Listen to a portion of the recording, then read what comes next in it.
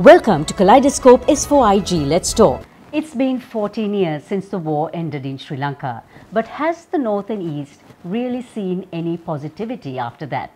There are observations that Jaffna has been forgotten in the larger scheme of things, brain drain is rampant, and that Jaffna has no energy. With me today is Jekhan Aruliah. He left Sri Lanka when he was 2 but moved back 14 years ago to settle in Jaffna, a place he knew nothing about, and he made that his home.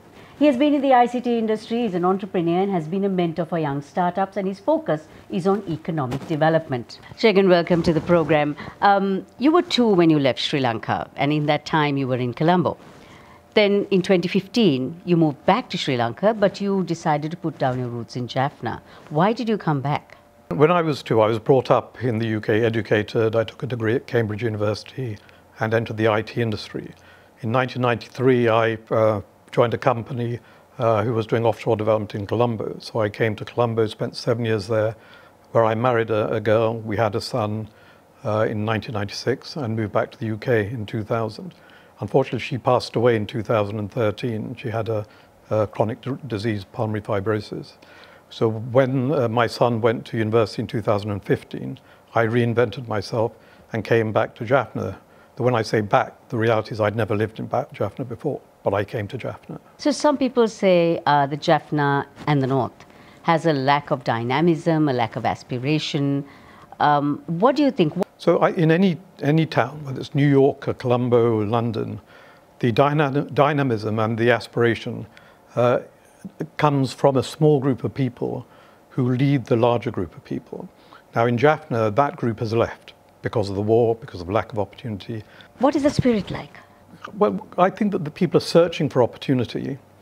They want to progress, but I feel that it is somewhat subdued. It needs a spark. A spark has to come from somewhere. Do you see young people as being the revival for Jaffna? Young people are the future, but the problem is the present. And where the impact for the present is not young people, but is experienced middle-aged people. And I've seen that from a number who've come back from the diaspora. I know from New York, from Toronto, from California. They're the ones who are setting up companies with experience and with worldwide networks. That's what we need. So you mentioned the diaspora, very powerful from what we know. Do you think they are doing enough for the North and the East? Clearly not. But we have to be realistic. One thing about Sri Lankans is they integrate extremely well into wherever they go, and effectively they become British or they become Americans, and quite frankly they lose interest in Sri Lanka. I know that because I'm from the diaspora and I know the people like that. So those people are not very keen on actually putting money where their mouth is and actually putting effort, including bringing themselves back to the North. What are the key industries, do you think, that can be the key to uplifting the North?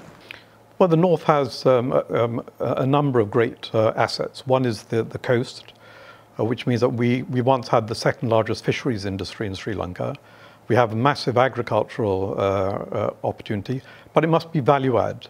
As Indrajit Kumarasamy pointed out in his recent speech, in Sri Lanka, something like 25% of people are in agriculture, but it only provides 6% of GDP.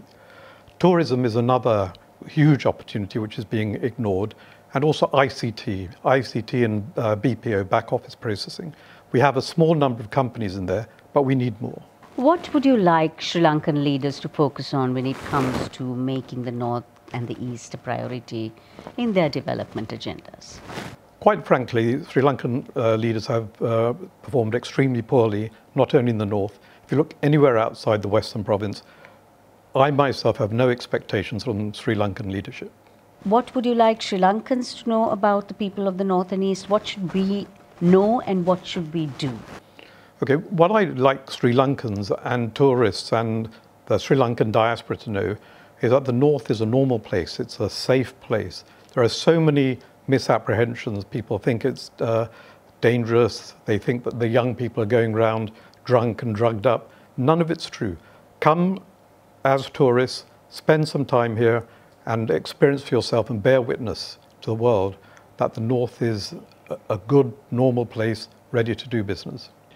If you like Kaleidoscope, Please like us, subscribe and follow us on YouTube, Facebook, Instagram and LinkedIn.